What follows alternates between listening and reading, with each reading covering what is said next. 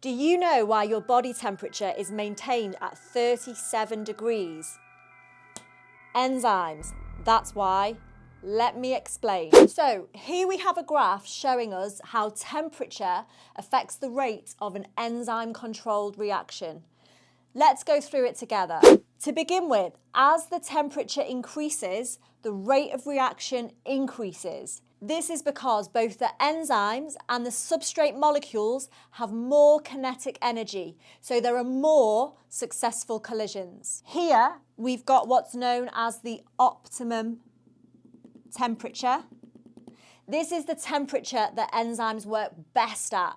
And for our enzymes, this is 37 degrees Celsius. So having our body temperature set at 37 means that all of our chemical reactions will happen at their fastest rates. Beyond that temperature, if the temperature increases further, the rate of reaction will decrease.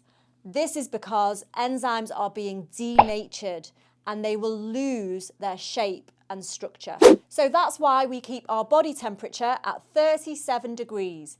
Easy. Follow me for more biology content like this.